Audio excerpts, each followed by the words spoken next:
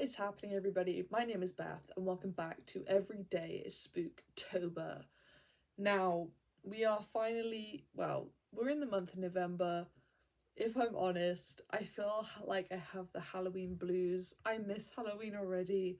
It's gone too quick. Like I always say, like October just went by so quick. Like, I don't know where it's gone. But we are treating this channel and treating this universe as if every day is Halloween. So we're going to keep this vibe and we're going to keep the energy. Now in today's video, I decided to revisit the sequel to a film I've already reviewed, and that film is Terrifier 2. Now, for those of you who are watching this video, if you haven't seen my first review of Terrifier, probably go watch that first and then come back to this one so that you understand my perspective of the first one, because all I'm going to say is my perspective is very different for this one. For the second, it's very different. Quick recap, in my first review of the first Terrifier, I think it lacked so many things. And I think one of the main things I thought is like the acting was cheesy, there was no like real story to it.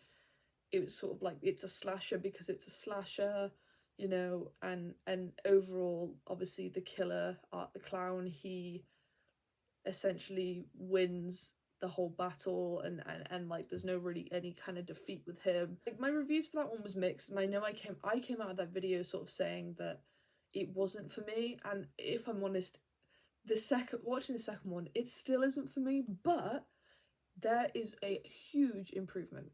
That's like, there's a big improvement for this second one, I have to say. It is a lot better than the first one. And I think the main reason for that is the fact that the second one has a better story to it. It makes you care about the characters. It builds up a character arc and characters' relationships, and it makes you care and want to fight for certain characters when they're about to die. And that was like the biggest thing that I saw was that, and I thought I like that because we have something to grip onto.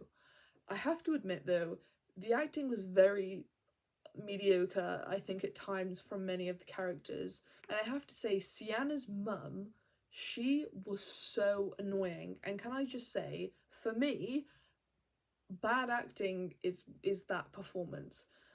Unfortunately, I mean, I know these films aren't like big blockbuster films and have a ton of money to obviously fund them.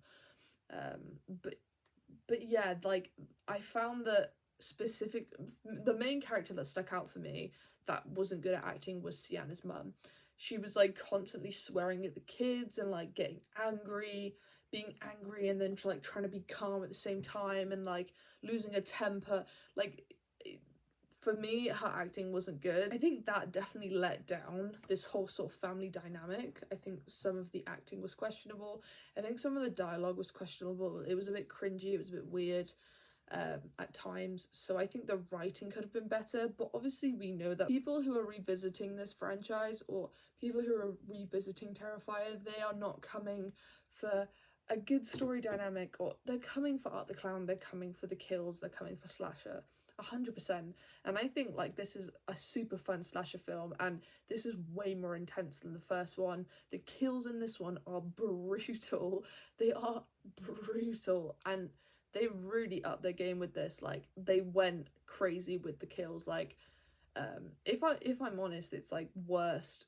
Some of the kills in this are the worst things that I've ever seen. For example, when Ali, Sienna's friend, she gets killed, her death is just like insane, and I couldn't quite believe what I was seeing. I think a little bit they did take it a little bit too far, but at the same time her death was pretty intense, and I haven't seen a film as crazy as that, like what they were trying to do. They're trying to make deaths as messed up and gory as possible.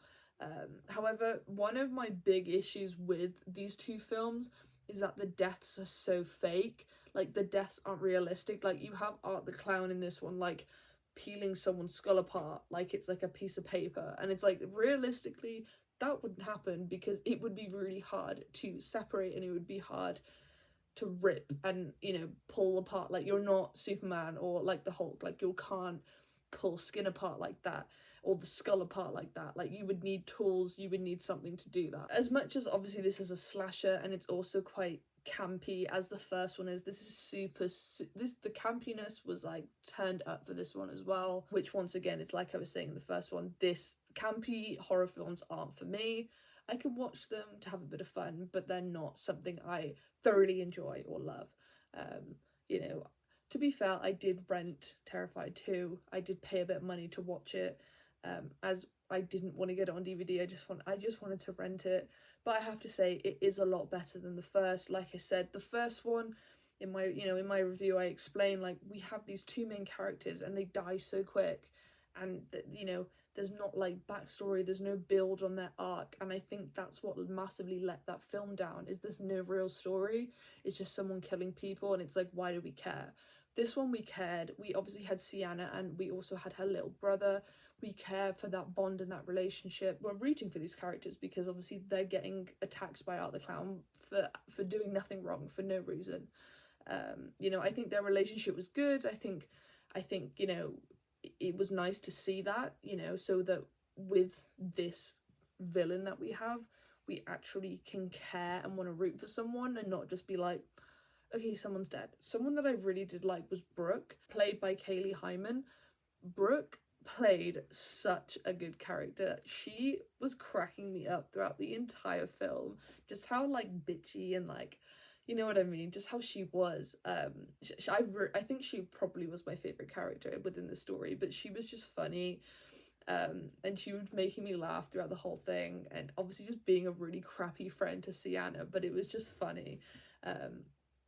Like I said, I think each sort of character played a role within Sienna's sort of world and her story, and that's what I liked. There was some kind of substance to the story and the film. It wasn't just, hey, I'm a clown and I have mental problems and I'm gonna go kill people. It was like, there's a story, it's Halloween. And can I just mention as well, didn't realise how Halloweeny this film was. I would have watched it last month if I would have known how Halloweeny this was.